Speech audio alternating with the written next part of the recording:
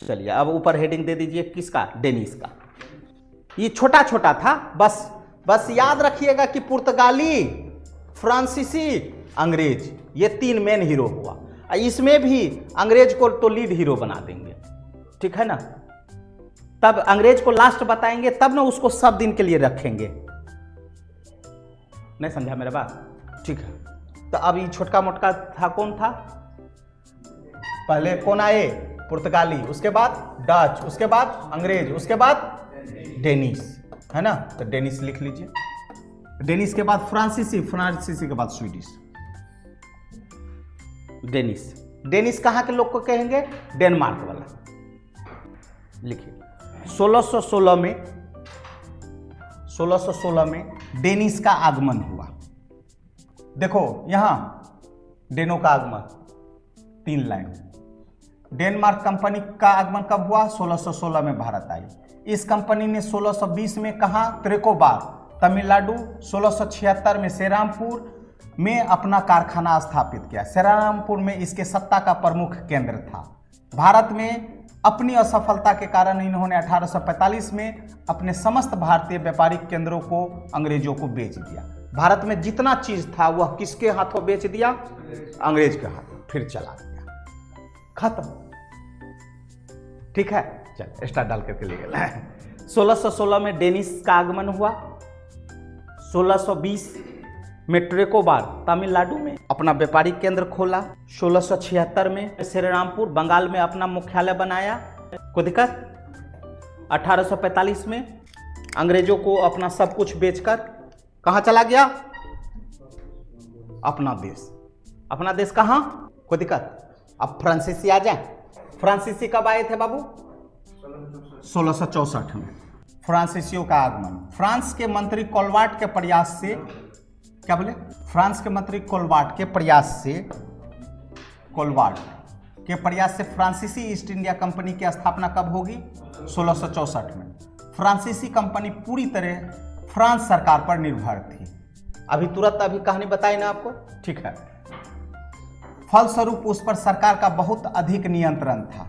मतलब कुछ भी करेगा गवर्नर तो, है ना, तुम काहे ऐसा कर दिया। यदि अच्छा भी काम करेगा तो पूछेगा, खराब भी काम किया तो पूछेगा, ठीक है ना।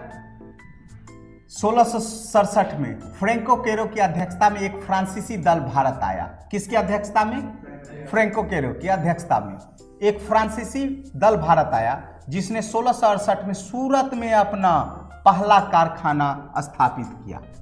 अच्छा, पुर्तगाली का पहला कारखाना, पुर्तगाली का दूसरा कोचीन, डच का पहला फैक्ट्री मछलीपट्टनम, और अंग्रेज का पहला फैक्ट्री मछलीपट्टनम।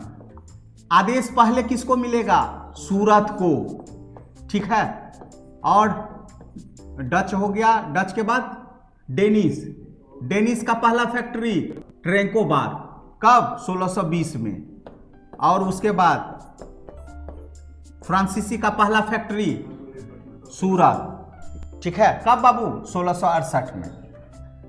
1669 में मरकरा में मछलीपट्टनम नामक स्थान पर दूसरा फ्रांसीसी कारखाना स्थापित किया। 1673 में फ्रांसीसी मार्टिन ने बालीकोंडापुर के सूबेदार शेर खां लोदी से छोटा सा गांव लेकर वहां पे पुडुचेरी की स्थापना की। तो पुडुचेरी कहाँ किससे लिया था बाबू, बालीकोंडापुर के सूबेदार शेर खां लोदी से एक छोटा सा गांव लिया और पुडुचेरी का एस्टेब्लिश किया, ठीक है। आज पुडुचेरी क्या है आपका, एक केंद्र शासित, क्लियर है। 1701 में पुडुचेरी भारत में फ्रांसीसियों का क्या बन गया, केंद्र बन गया। इसलिए फ्रांसिस मार्टिन को भारत में फ्रांसीस बस्तियों का वास्तविक क्या माना जाता है, संस्थापक। यहीं पे फ्रांसिस मार्टिन ने फोर्ट लुई की स्थापना की। बात समझ में आया, फोर्ट लुई की स्थापना की। बंगाल के तत्कालीन मुगल सूबेदार शाइस्ता खां से 1674 में फ्रांसीसियों का कुछ क्षेत्र प्राप्त हुआ, और जहां 1690-92 में उन्होंने चंद्रनगर की स्थापना की। तो 2 जगह, एक चंद्रनगर और दूसरा पुडुचेरी, ठीक है, का स्थापना किया। अंग्रेज के सहयोग से डचों ने 1693 में फ्रांसीसियों से पुडुचेरी छीन लिया। अंग्रेज के सहयोग से डचों ने 1693 में फ्रांसीसियों से क्या छीन लिया? पुडुचेरी छीन लिया, जिसे बाद में रिजविक की संधि के बाद वापस कर दिया। फ्रांसिस मार्टिन, ठीक है ना, ये कहाँ किससे लिया था? शेर खान लोदी से लिया था, ठीक है। वो कहाँ का सूबेदार था? बलिकोंडापुर का। और वहीं पे वो क्या एस्टेब्लिश किए थे? पुडुचेरी। अब पुडुचेरी को कौन छीना? डच छीना। किसके सहयोग लिया था? अंग्रेज। बाद में जो है क्या होगा? संधि होगा, और संधि के बाद फिर क्या करेगा? वापस दे देगा। क्लियर? ठीक है। 1742 में यूरोप में फ्रांस और इंग्लैंड के बीच युद्ध शुरू हुआ। यूरोप का यह युद्ध जल्द ही भारत तक पहुंच गया और यहाँ दोनों ईस्ट इंडिया कंपनियां आपस में टकराने लगी। बताए ना, मैटर कहाँ का था? यूरोप का। और उलझा कहाँ? यहाँ, ठीक है। 1748 में फ्रांस और इंग्लैंड का सामान्य युद्ध समाप्त हो गया, किंतु भारत में दोनों का प्रतिद्वंद्विता पूर्ववत बनी रही। इस समय पुडुचेरी में सर्वाधिक सफल फ्रांसीसी गवर्नर कौन था? डुप्ले, जिसने यह नीति अपनाई थी, सहायक संधि की नीति। अभी बताएंगे सहायक संधि का नीति, ठीक है। और अंग्रेज का भी जो है सहायक संधि नीति बहुत इंपॉर्टेंट निकल गया। उसका 4 नीति बताएंगे। एक घेरे की नीति, दूसरा सहायक संधि सब्सिडरी अलायंस, तीसरा डॉक्ट्रिन ऑफ लैप्स, अधीनस्थ पार्थक की नीति और अधीनस्थ संघ की नीति। ये 5 गो नीति बताएंगे और इसी नीति से तुम समझ जाएगा कि अंग्रेज कितना तेज तर्रार था। सहायक संधि, जैसे यहां सहायक संधि दिया है ना, ए लड़का, सहायक संधि एक तरीके से क्या था पता है? अंग्रेज की सफलता में सबसे बड़ा कारण ये भी था, घेरे की नीति, सहायक संधि। अब एक ऐसे समझो, ठीक है। आगे हम बताएंगे, लेकिन यहां थोड़ा सा समझ लो। जैसे मान लो ये कौन है? अंग्रेज। ये कौन है? बी, भारतीय। और सी कौन है? भारतीय। बात समझ में? ये भी भारतीय है, ये भी ये अंग्रेज है, ये भारतीय, ये भारतीय। डी भी कौन है? भारतीय है। मतलब अब हमको ए ने कहा बी को, ए ने कहा बी को। ए मतलब कौन है? अंग्रेज। किसको कहा? भारतीय। कोई राज्य है, प्रांत है, क्षेत्र है, उसको कहा कि सी हमला करने वाला है। सी क्या है? हमला करने वाला है। अब बोलो तो बाबू, सी हमला करेगा तो बी पर, तो सी कौन है? भारतीय है। और बी कौन है? दोनों भारतीय ही है। और इसमें कूटनीति का काम कौन कर रहा है? अंग्रेज। ए ने कहा बी को कि सी हमला करने वाला है। अब थोड़ा देर के लिए बी डर गया, यदि सी मजबूत है तो। बात समझ में आया?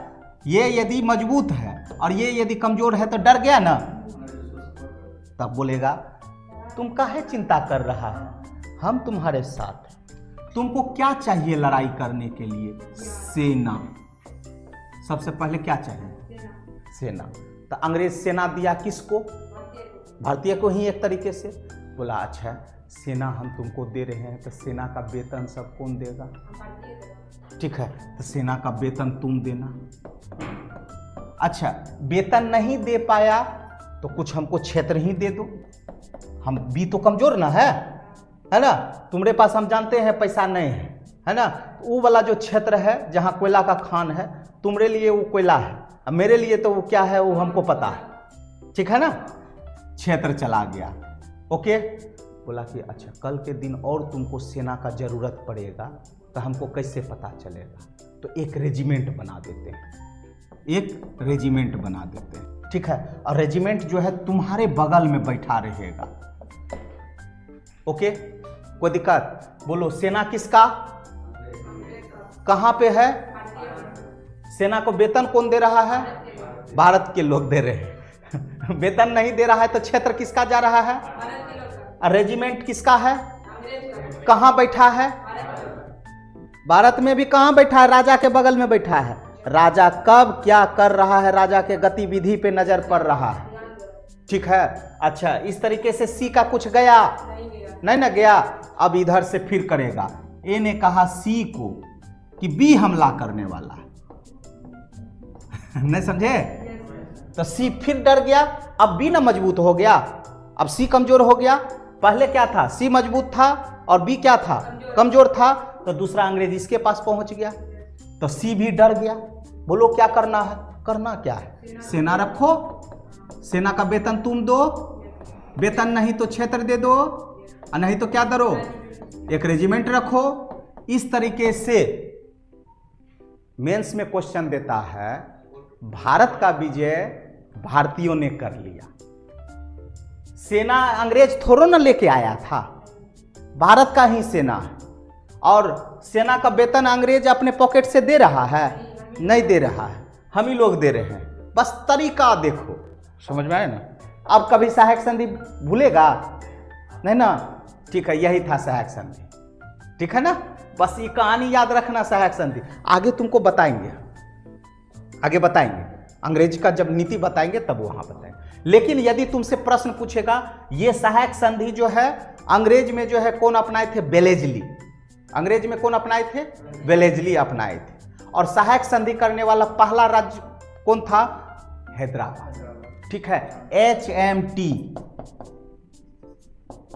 हैदराबाद, मैसूर और ट्रावनकोर, ठीक है, और भी थे, लेकिन पहला कौन किया था, हैदराबाद, दूसरा कौन किए थे, मैसूर, फिर कौन किए थे, ट्रावनकोर। लेकिन यदि तुमसे प्रश्न पूछ देगा सहायक संधि के जनक कौन थे, अंग्रेज के थे, लेकिन सहायक संधि के जनक कौन थे, डुप्ले, और डुप्ले कौन थे, फ्रांसीसी थे।